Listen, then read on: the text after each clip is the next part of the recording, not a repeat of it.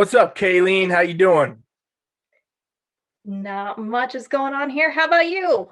Oh, another day in the office, and we're here for another podcast. This time with video, you Mm. guys. We're taking it to the next level today.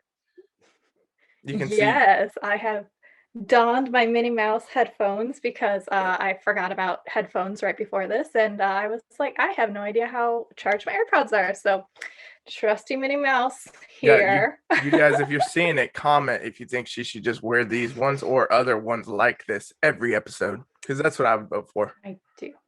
I do have a variety of these. And when I say me, I mean my daughter, but she Yeah, doesn't mind if I it's actually completely. she's at school, she don't know. It's just you. Yeah, she might be It's just offended me. when she sees this. Honestly, She might. She does get a little touchy dang, sometimes. dang. All right, so what are we talking about today on our podcast here, Kayleen? Today we are talking about reverse dieting. Boom. And how But to before not we get do, fat. oh yeah, how to not get fat, because we don't want to do that either. But we Right. do want to go into our little before we get into the nitty-gritty of everything. Yep. I tried some stuff. I always am trying stuff. So in this little segment of was it worth your macros? I have one that I was like really I saw it during prep and I really wanted to try it. It was the Fruit Loop Kit Kats. Did you see that? Fruit Loop Or Kit fruity Kat. cereal. Nope, No, didn't they've see it, come out but with all these weird flavors of Kit Kats, and they had a Fruit Loops flavor, and I was like, I'm gonna try that as soon as I'm off prep. And so it was one that was like super. I was looking forward to big time, and it disappointed me, to be oh, honest. geez. Like, it was so disappointing. So, do not recommend the Kit Kat or the fruity little Kit Kat thing because it did not. It was meh. Yeah, it seems like you haven't found one that you like yet, out of these. Is it worth the macros foods yet? Except for the Olympic Oreos, which wasn't an official. Is it worth your macros? Mm, But I feel like you just can't go wrong with Oreos. I know you're not an Oreo fan, but me? I No. am. I'm I not a know. sweets fan in general. That's me. But Oh. okay, so whatever Kit Kat, what Fruity Loop Kit Kat cereal. Did you say it was cereal? Yeah. Okay, out of the mix, No, it was like everybody. a fruity cereal, so it's supposed to be like Fruit Loops. Their mint chocolate one was good for that, and they've had a couple good ones here and there. The birthday cake was pretty good, but fruity cereal. Boom, gone. So you guys suggest more foods for Kayleen to try. She's pretty deep now into the improvement season. We got a lot of macros going for her at this point. Yes. She's eating a lot of food, so she's got room to try some of your weird shit. So drop in the comments wherever you're reading this, or I guess you're not reading it, listening. I'll be reading your comments, and we'll be telling Kayleen what to try next to see if it's worth the macros, so you don't have to worry about it. Those of you dieters and preppers out there. My service to you. But all right, now let's dive into reverse diets a little bit. The topic of the day, you guys, is a reverse diet. And I guess we should probably start with what a reverse diet is. And so what's the point of a reverse diet anyway, Kayleen? Where do we start? So we start with the fact that to have a reverse diet, you would have dieted down before this point. So any part in your Yep. weight loss journey, maybe you're doing this just for lifestyle, you've cut your calories, you've gotten to your ideal body weight, or you're in prep and you're dieting down. The show comes, and then you hit this point where it's like, okay, what do we do? The best Yep. thing you can do is reverse diet, which in plain speak is just like a slow increase of your calories back to like a level where you're not going to just balloon up and gain a ton of weight. And that's like at the base level, and we'll go into that a little bit more. Yeah, the reverse diet comes after you've been dieting because you guys out there, no matter what diet you've done, prep or just lifestyle, fat loss, whatever, your metabolism does slow down. Okay. It slows down to meet that. Obviously, if you got good coaching like what we do it is, the best way we can keep you eating the most, keep your metabolism up. But no matter what, your body responds. It's, really a survival tool in a lot of ways. And so you guys may have seen, if you follow any competitors or you've seen people that maybe lost a lot of weight or whatever, after they stop dieting, they can rebound a lot of weight very quickly. You know, you're gaining 10, 15, 20 pounds sometimes within 2 weeks after your diet ends. Very unhealthy for the body, and also makes it very hard to continue to, you know, do preps or the next time you diet. Your body becomes resilient. Your body fat cells literally outsmart you eventually at some point, and they won't go away as easy. And so the reverse diet, you guys, like Kayleen said, it's all about bringing up the calories strategically, bringing up the macros too. You want to know the macros at play.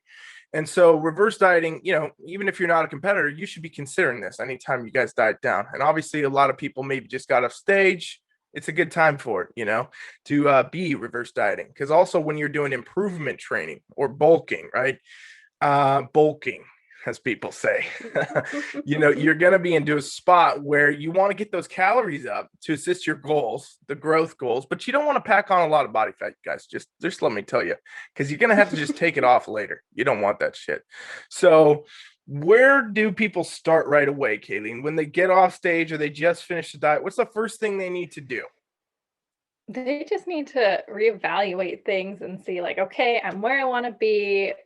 We want to increase slowly. So usually we suggest usually a very small increase at first, probably about 100 calories. And, you know, depending on where you want to go from here, do you want to build some more muscle? Do you want to build some more strength? Or, you know, tailor your macros to that specifically as well. Yeah, absolutely. And, you know, it's also important to note that you should have a goal, right? Like you need to set Mhm. a new goal right after it. I mean, you don't want to dive into going from a prep, having focus on a show. I mean, you've been there, Kayleen. Tell people what that's Yeah. like a little bit. Is it important to have another Oh, goal be set once you finish the show?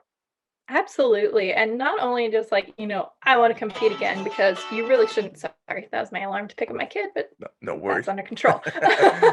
So yeah, you really just want to have something, and probably not specifically like a show date in mind, Yeah, because like that can change all the time. So just like, you know, hey, maybe I want to work on bringing my hip thrust weight back up. It kind of took a crap, or, you know, just filling out, like, most of the time, especially with shows, you'll get feedback, which will be like, oh, most of the time, grow the glutes, grow the shoulders, upper yep. body. Right. But for bikini at least, but you can have those goals in mind more short term, because obviously, like, yeah, you might be competing again, but you like, and that's probably the hardest part about competing, is like getting off the stage and not having that show date there is. And you can talk to a lot of bikini competitors, like, not having that finite date is a hard pill to swallow at first, but, you know, and we were just talking about this morning, like, it's taken me 5 years to be able to be like, you know what, like, I don't need a show date. I'm not gonna say I'm gonna do X show next year. Like,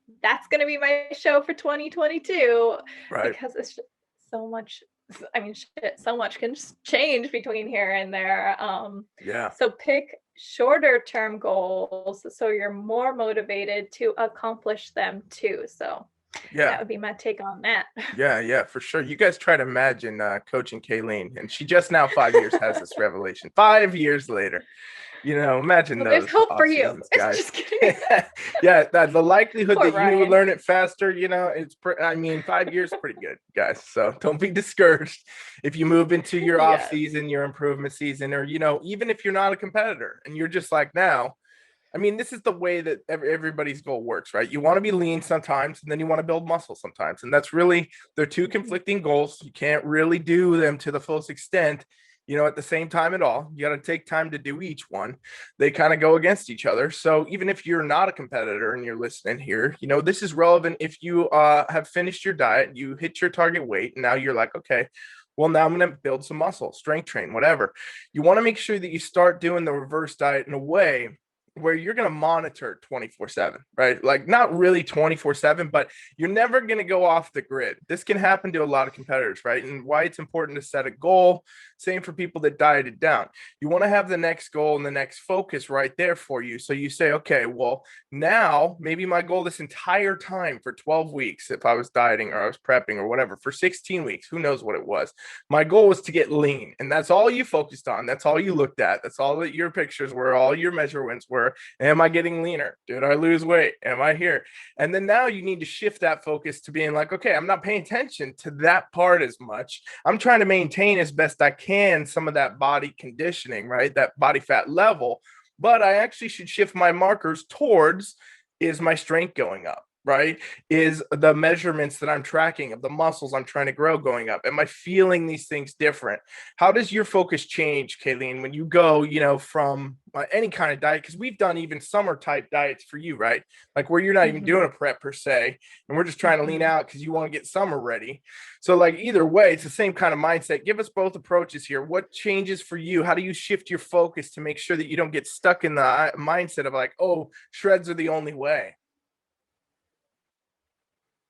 Oh man, and this is again one of those things that did not come immediately. It took me a while to get used to my off-season body, but like I don't know, it's just like I think last year was the first year that like well, first of all, I think everybody should plan an off-season photo shoot because like Yep. with a good photographer, like it will make you feel so freaking confident and like it really helps you adhere to your training and stuff too and your macros even if they're sky high. It's like, well, I'm not going to eat pizza every single day for breakfast, lunch, and dinner because I have this photo shoot.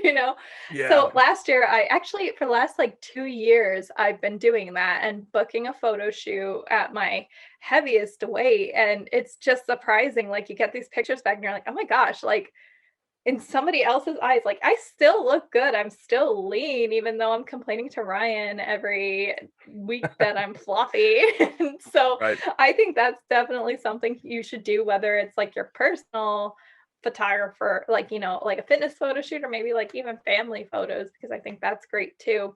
But really focusing on those improvements, like for competitors, if you don't have a show date in mind, like if I'm going to the gym and I'm just like, oh gosh, it's leg day and I'm just not feeling it, I just replay the judge's feedback in my head as I'm like hip thrusting. I envision me having that like freaking rock hard butt right there Yeah. with the Yep. tie-ins and everything. And it just like powers me through every single rep. So Yeah.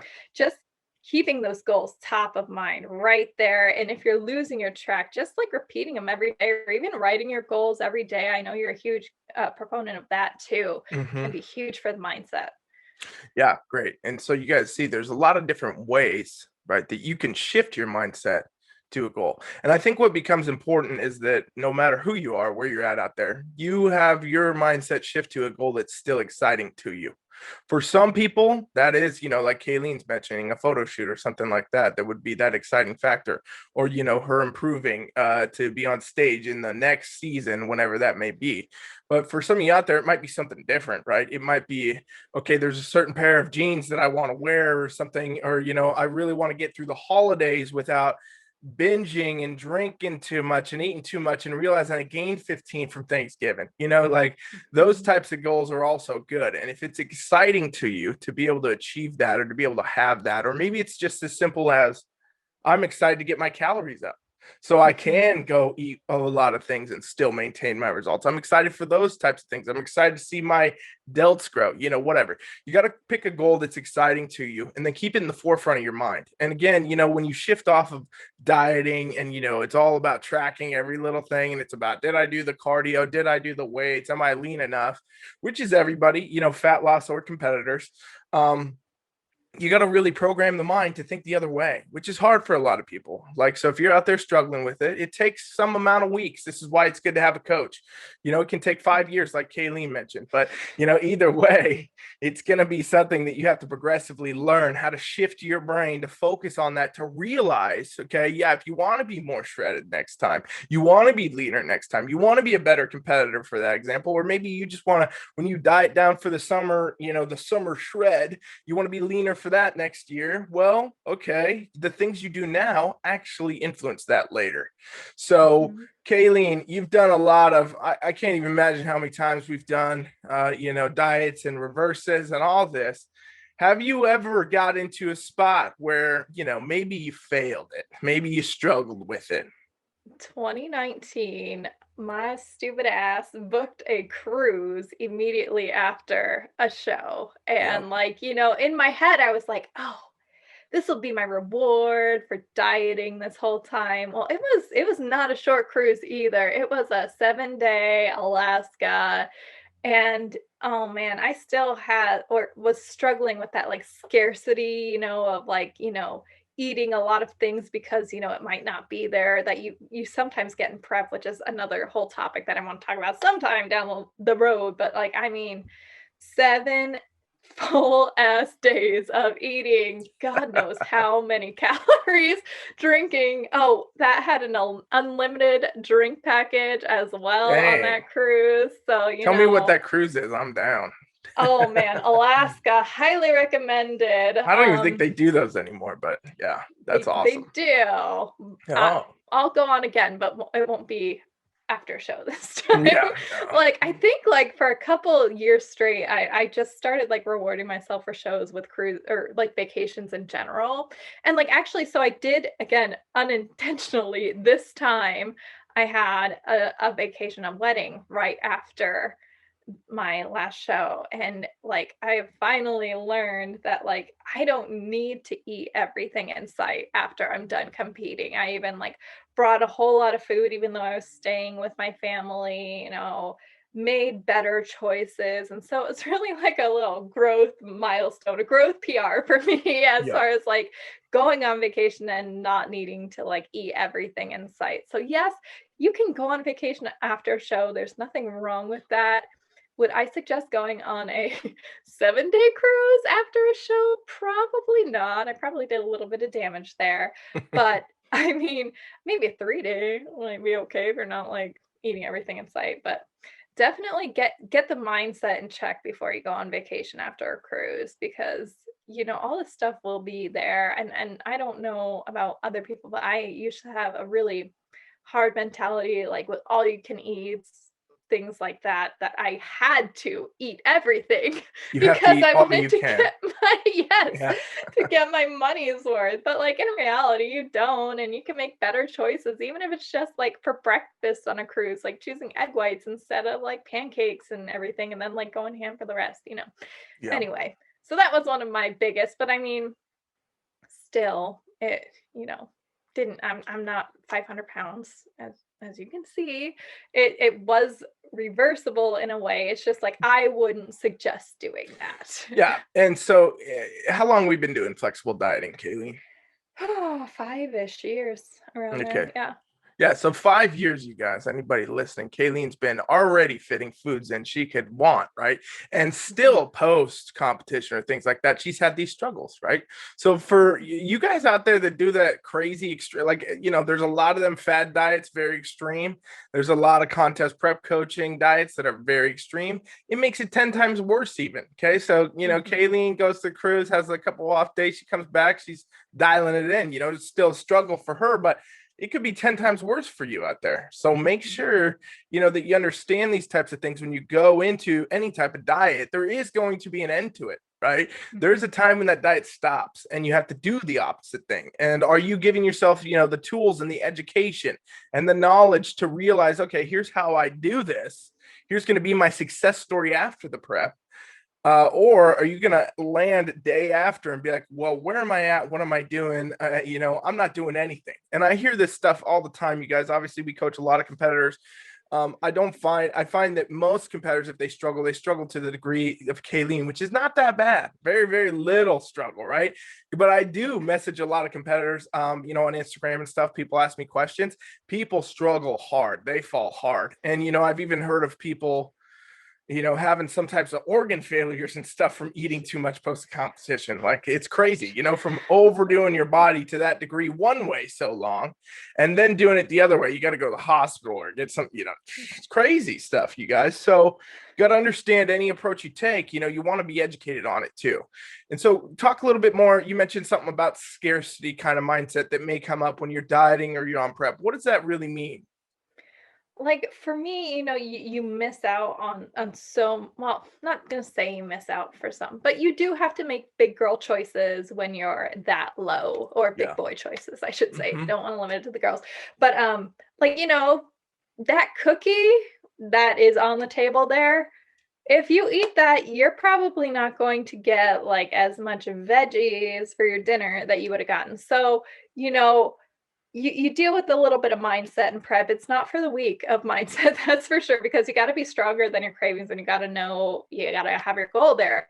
But like after your prep, like when you don't necessarily have a show right there, it's like, oh, you see these cookies and donuts backstage, and it's like, oh, well, I can have these now, and like they might be gone later. And it's really, you have to shift your mindset to know that this shit will always be there. And like for me, Yeah. like too, after the show, it's like, okay, how many places previously could I hit in one weekend? Because, you know, after a couple days, I'm going back to the grind, and it Right, doesn't right. have to be like that. You can still fit those things, and I think that's one of the things to look forward to too in your reverse, is to be like, okay, yes, even within the first couple weeks you might not have the calories to like afford this happily right now, but like I think what you touched on earlier, like reaching those calories up, like looking forward to that is huge. And that's Yeah. a huge mindset for me as well, because it's like I've got a number in mind that I'm like, okay, I want to hit this number of calories before I even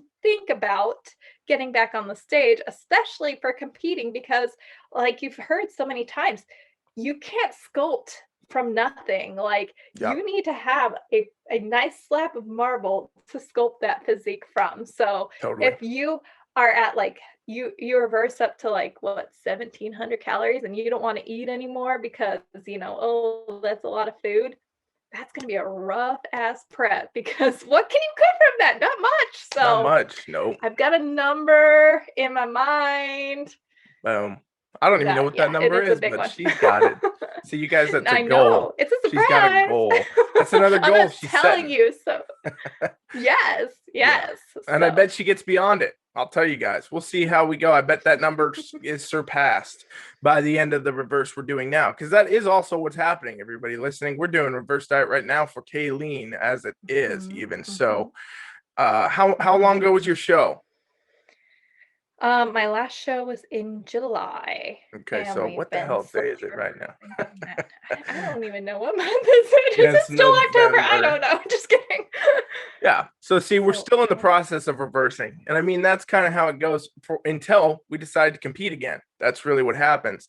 And there's a Mhm. number of or markers, I should say, that happen with that, that we would see before we would do that. We want to make sure we do the improvements, want to make sure we get the calories up there, want to do all that, because that makes, your next prep or your next diet way easier. Like she's saying, you guys, trust me, if you start with your calories, you reverse up to, like she said, 1700, and then you got to cut 300 to 500 off that just at the gate to start losing weight.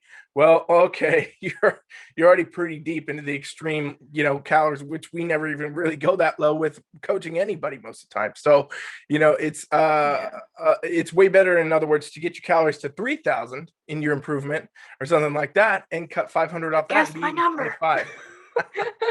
Is that what it is? No, but No. yeah, it Is is. it? But really, Dang. like, yeah, we could talk about like my past prep if we're going from personal experience. You know, I had Yeah. some back issues. I took some time off the gym.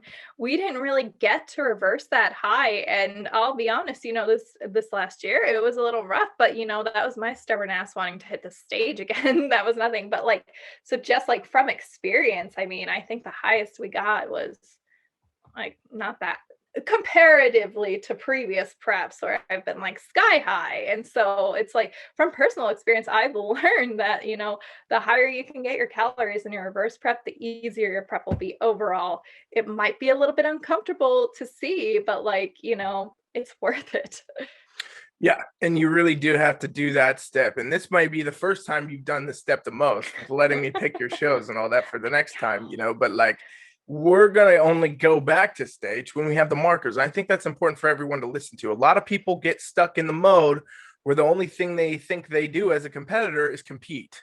And you want to do the next show and you want to plan the next show. And as soon as the show ends, you're planning the show in your hotel that night for the next one. And, if you never take the time, though, to make these improvements, do all these things, like I said, your metabolism does slow down. That means now you're doing preps over and over with lower and lower calories. You continue to do preps like that without taking that time.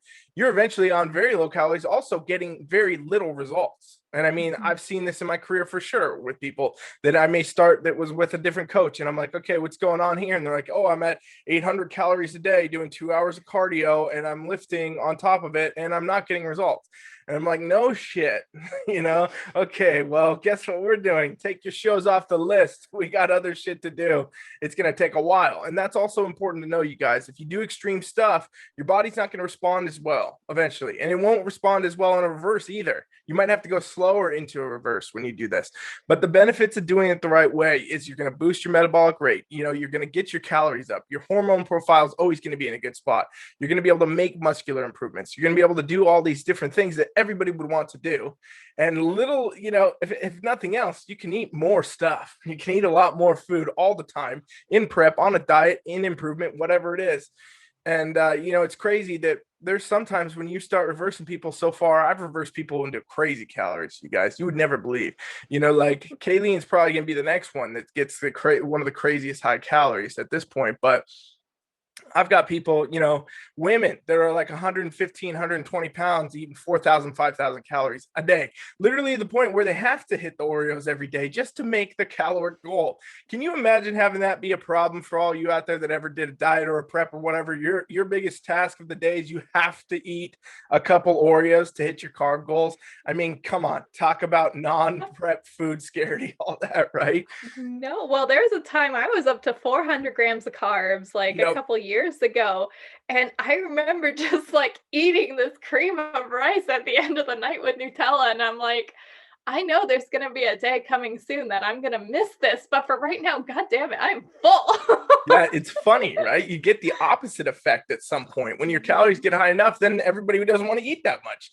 And it's like, okay, well, let's diet then again and see what happens. And then you'll be eating broccoli and wondering what happened to the Oreos. But yeah, the point is, you guys, if you get your calories up there enough, which you can do, it does make a big difference for everything. You get to the point where you can enjoy a lot more things. You can go to restaurants easier. You have a lot more room in your macros. You can even go intuitive, right? Ooh, the scary word intuitive, which means basically not even tracking, as much. Loosely knowing where you're at. You can do a couple days of these a week. You could do untracked meals. Kayleen's doing those right now, right? Yeah. And back to the intuitive eating, I've always been like an anti-intuitive eater, but for the first time in 5 years or longer, only because I didn't know, like October, I went probably 2 full weeks without tracking a single thing, and I did not blow up. In fact, like I ended up losing weight, but like, there's plenty of ways, like once you get to a certain point to be able, and gosh, the mental break from that was really nice. Although I resisted it at first, but I'm so glad that you are like, you need to just, I left my scale at home. It was a good time. And yeah. So what were you doing? You were going on vacation, right? And you were trying to plan 1 week camping. Yep. And I was gonna bring my scale, and you're like, fucking leave that at home. And so I did. And my husband was like, oh, you left your scale at home? And I was like, yeah, shut up. I did. Right. But it was like, being able to eat, like a lot of like camp foods or like hamburgers, which I would know, like, I don't want to spend all my fats on that. And, like we went with my brother and their family, which, they eat pretty healthy too. But like, at that point, I hadn't in my mind graduated to 93% lean, or I think I just graduated to 93% lean turkey and all that stuff. Right, so, right. Just being able to be like, yo, it's okay to like relax and enjoy that. And then so we did that for a week because, October break or whatever. And then 2 weeks later, we went to Disneyland for 3 days. And, Disneyland, whew, they got some good food there. But, I always made sure that any of my meals that I got were protein heavy. I'm a 6-year-old when it comes to eating. I love chicken tenders. If there's chicken tenders on a menu, I'm getting them. Yeah. So had my chicken there. Had a massive corn dog, which normally I don't eat hot dogs either because they're just like worthless as far Right. as macros go. Yep. Just fat and maybe like 10 grams of protein and like 40 grams of carbs. But anyway, moral of the story is both those times I think I came back and I dropped weight. So it's like, Yeah. you prioritize the protein, you eat the fun stuff, and then you get back to it when you're home. And my gut was so happy I was getting back to the normal stuff when I get home. And I feel just so much better when I'm eating the better things. But yeah, Yeah. that's my personal story about intuitive eating. Yeah. And see, that's something you can do. You guys, when you get your macros up there, your calories are high enough, you have the room to do it. Try and do that on 1,500 calories, 1,300 calories, 1,400. It's pretty impossible to do because one corn dog is going to put you over, game over. But when your calories are high enough, you have a lot of room to do that. And that is a beneficial thing. As much as we talk about macro tracking, we talk about, everything being down to the macros and the calories, that's true. But when you get to a certain point in some type of season where maybe it's better to have a little off focus, mentally, and to, experience some different things and enjoy different parts of your life that lets you to progress better and also come back to stage better and do all these other things better. I mean, that's also important, because here's the true fact. It's very easy, and a lot of competitors do this, to get into what I've talked about before, which is the healthy eating disorder, right? Where, somebody was doing such extreme dieting on their prep or on their fad diet, whatever, even if they're not a competitor, to the point where the only thing you think you can eat is tilapia and asparagus. And, you can only put this much pinch of salt on a piece of broccoli because that's your sodium for the day. And then you end up in this spot where, okay, now your diet's done, the show's over. You can't undo that thinking because literally now in your brain, you've programmed the only things you can eat are these quote unquote healthy things. And anything else is going to make you blow up, or you're going to lose your progress. You're going to lose your results. But in reality, the body works in a much better way when there's balance all the time. And intuitive eating, untracked days, things like this become some of that balance. And, I've worked with a lot of competitors, and you probably encountered some now, Kayleen, that have had this similar kind of problem going into improvements. But, what does like untracked do for you? Because we've been doing that a lot. This reverse specifically, which we haven't done as much before, but I really want to push that in here this time. What does that do for you, just as yourself? Oh, it's so nice because, previously if I had, a date planned or a dinner date or I was going somewhere, I would really focus on making the first part of my day super protein heavy and like minimizing the carbs and fats for the day, which, it's not as fun in general, but now it's like an untracked meal. It's like I can eat my barley or oatmeal in the morning and still be okay like that. I'm having some carbs in the morning because I do get to have that untracked meal and then I eat it. And like, even like the craziest thing for me this season slash, my personal growth is like not having to eat the whole meal. Like most of the time, like I would go out to dinner and I would like stuff myself full with my burger and fries and had to eat every single thing on my plate. Right. Now it's like I'm getting to a point where it's like, you know what? I've had enough. I'm good. And then I box it up and I usually give it to Brad the next day. Say, hey, take this to work for dinner. Like I'm good. Yeah. Yeah. See, and that's huge. And the untracked, you guys, literally means untracked. It means you go eat something, you don't try to track it. You don't bring your damn phone if you need to. You don't look it up first and guess your way through it. You just go and you enjoy your life. And what happens most of the time, you guys, will tell you, is it's going to refresh your mindset. It's going to refresh your ability, to want to go to the gym. It's going to give you some extra energy a lot of time for the gym. And it's going to make the next time that prep or that diet comes up a lot easier because you've been enjoying things without, some of this restriction all the time. Because, calories, macros, all this 24/7 for years and years, it'll wear you the fuck down. It'll wear you out. You will eventually maybe quit competing or quit dieting and just be like, this is the game now. This is where I'm at. Oreos all day, every day, pizza. I don't give a shit.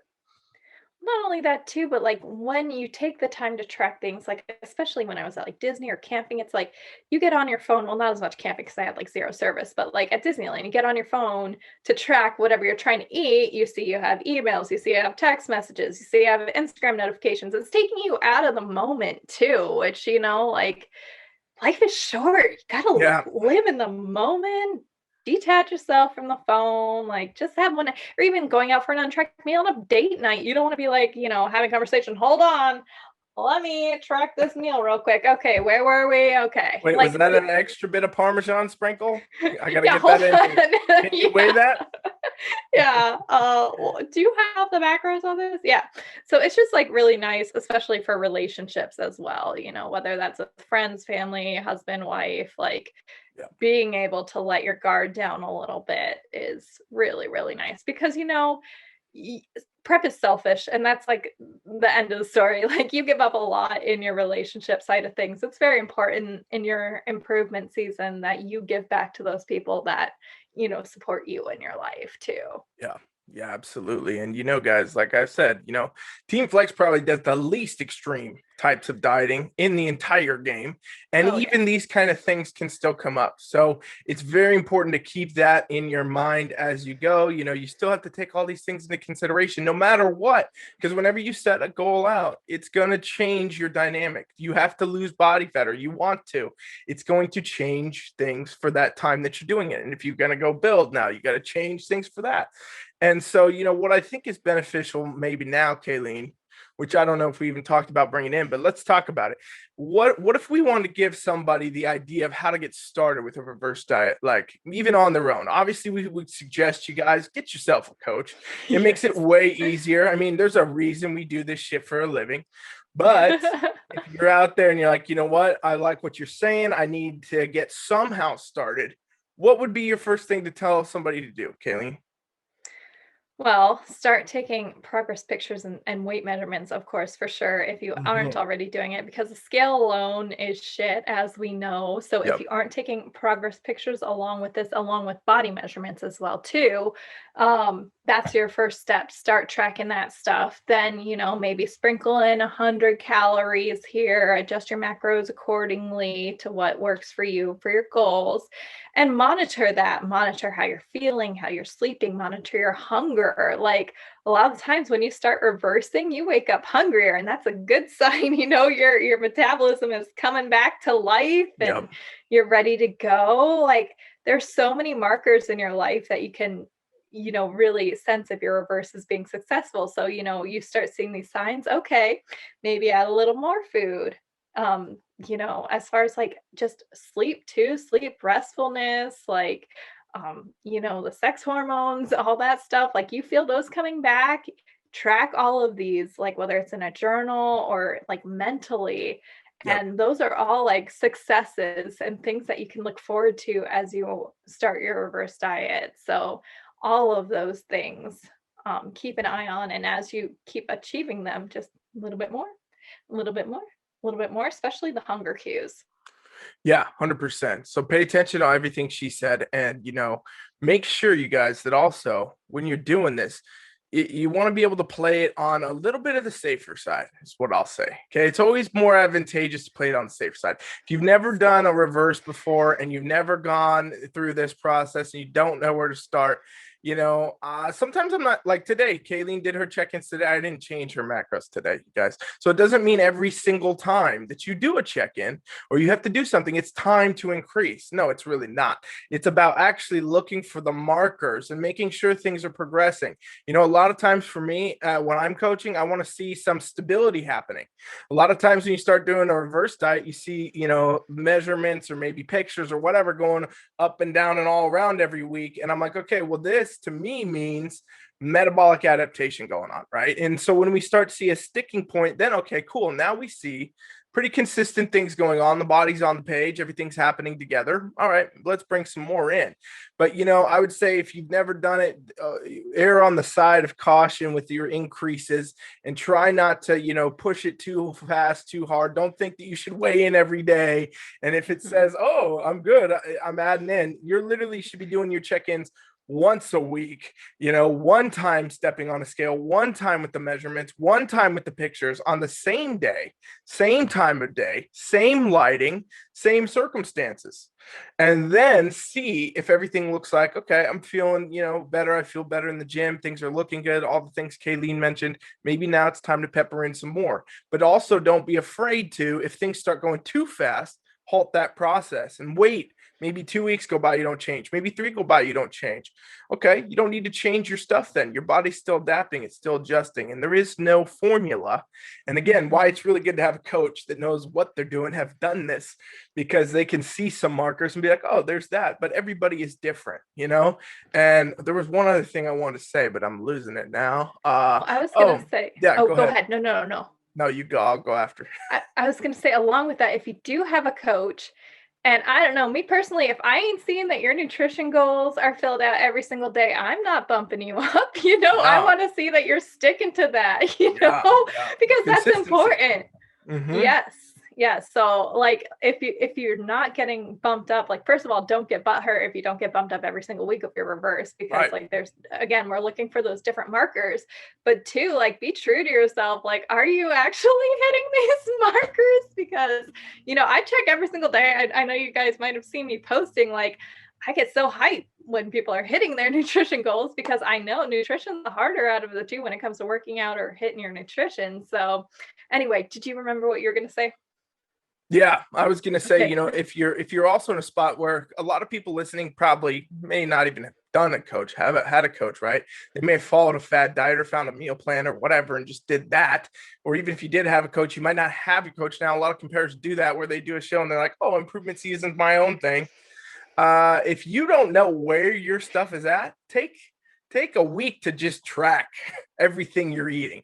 3, 5, 7 days of getting on MyFitnessPal or whatever tracking app you want to use, and really just tracking out what you're actually eating to get yourself a baseline for where you actually want to start with your increases, because that can be really hard to do also if you don't know where that is. I mean, it's going to be very hard to increase. And then I also want to touch on generally how you increase the macros. You guys, give you just a little bit more insight. If you listen this far, you get some pro tips from us, guys. Come on. I just lost my microphone with that shimmy. You got too excited, you guys. But, pro tips. Yeah. So when we're talking macros, what macros are you increasing mostly, Kayleen? When you got somebody reversing, what maybe 1 or 2 are you looking at for the biggest increases? Well, for building muscle and strength, obviously protein's going to go up, and carbs usually end up following as well. Yep. Now, usually I would say that you can switch off carbs and fats, pretty much. If someone's like more keto and they don't like eating a lot of carbs or it doesn't make them feel good, you can kind of toggle the fats in there too. But most of the time we love the carbs and bump those up along with the protein, and the fats, they're still higher than prep for sure, or when you're dieting down. But you could have a full scoop of peanut butter instead of a half scoop without feeling guilty, things like that. But I don't think you'll ever come across a time where all 3 of them are sky high, unless you're like crazy ectomorph. But that has to be like almost like a health issue problem. Yeah. I mean, you'll definitely see a wide variety in macros, you guys. And just because you saw your friend's macros or something and you're like, why am I not? That's not how the body works, you guys. Everybody's different. The way your body's going to handle your reverse or any of your macros or any food you eat for that matter is all going to be different. And I mean, it's really impossible to put a blanket on it. I can tell you guys, for what I do a lot of times is I'm purposely aiming, like Kayleen said, bring the protein up, do all that. I aim a lot on the carbs, a lot, because here's, when I'm dieting someone, usually the carbs are going down. Okay. Because the carbs to me are not the most essential nutrient that we need in any diet. I mean, the protein you have to have for both phases really a lot. You want to preserve your muscle in a diet. So you want to have your protein up, and you also want to build muscle when you're not. You want to have your protein up. Fat's responsible for a lot of hormone function and stuff like that, brain function in the body. You want to make sure those are there all the time. Kind of carbs, there's a lot of people out there doing all kinds of different diets, keto, carnivore, all these things that emit total carbs. And for some people that works. For a lot of people it doesn't, but it does work for some, so it does mean it works. However, you're not finding many diets that are 0 protein. Okay, actually, there's probably none, because it wouldn't work. So a lot of times when you're building, you can bring the carbs up, and it makes it easier because you can actually eat a lot of carbs easier. I mean, carbs are very light in the body when you eat them. Try to eat 3,000 calories of like turkey breast or something, you guys. Let's see how long it takes you. Let's see how you feel. Try to do that with carbs. I mean, shit, that's a couple donuts for some, depending what you get. A little cronut or whatever those things are called. Those triple Yum. fried crazy, so carbs come up, that's a good way to do it. Start increasing the carbs, get the carbs up there, make sure everything falls as you go. But you'll be able to listen to your body too. And again, you guys, we suggest coaches. Okay. So if you need help with it, hit us up. You guys know where to find us, Team Flex. What other notes you got for these people out here, Kayleen? Anything else we could touch on about reverse diets? I mean, I think we hit a lot of stuff, but what do you got? Yeah, I mean, gosh, we hit things that weren't even in my show notes. So I think we hit a lot of it, but I don't think we're missing anything. Yeah. We hit a lot of stuff. I think so too. So you guys, do us a favor. If you've made it this far, do us a simple favor and share this damn podcast. Do a quick screenshot, share it. We're trying to grow it. And the reason we're making this, you guys, by the way, me and Kayleen do this day in, day out for our clients. We want to help those of you out there that are listening that are not clients. We want to help everybody get some shit done. We want to help you all reverse. We want to see you eating stacks of Oreos with your milk and cookies at night. I'm saying stacks and stacks of Oreos, because you can have it since you reversed yourself. We want you to have your best life. So do us a favor and share it, you guys. And that means a lot. And wherever you're listening, follow. This thing's going to be everywhere. But yeah, I mean, that's all I got to say. What do you got, Kayleen? Anything you want to say to the audience? Oh, I do have a dad joke / mom joke. This is a Bradley Walker dad joke. It was really good. Is this a recent? It was. I even wrote it down in my planner because it was so good and I didn't want to forget it. So the other day, so for those of you that don't know, Bradley, my dearest husband, he's not as hardcore rhinos with the tracking and stuff. And some people aren't. Yep. I love him no matter what. Mm-hmm. So, but I do. Our love language is also sass. So we do give each other a lot of shit about things, and that's just how we talk. So the other day, he had made this breakfast that was just like it was hash browns with a slice of cheese on top, and I was like, what the hell is this shit for breakfast? Like, what are you even eating? I'm like, are you trying to be keto or something? He's like, no, I'm on the Edo diet. I eat whatever I want or something. It was so funny. I died. That's awesome. Like, you slay me. We need to. We're gonna start selling that on the website. The Edo diet. The Edo diet. Yeah, I eat whatever the hell I want. That's awesome. I love that. That's great. And that sounds like an extraordinary breakfast. I mean, I guess hash browns are pretty good, but I was like, where the fuck's your protein at, yo? Yeah, that's no. Like 5 grams in that piece of cheese. God damn it. That sounds like something a 6-year-old makes. So we'll give Brad credit on that one. I know. Trust me, he has since. He's getting better. So, but just goes to show you, people change when they want to change, and some things don't work for everybody, like tracking. So yeah, and if it doesn't work, Edo, you guys, Edo diet coming soon. We'll launch it for New Year's, the Edo diet. Put it out. Yeah, save that for April Fools. Let's bring that up. Yes. All right. Well, awesome episode, Kayleen. You guys, do us a favor, follow, share. We appreciate it so much. And let us know what topics you want us to talk about next. We're building a list that we'll keep hitting on. So comment them wherever you're at. We'll get them. We'll put them on the list and we'll bring you to the show. If you have any questions, we'll feature you on here. All right. Thank you, guys. Yes. See Boom.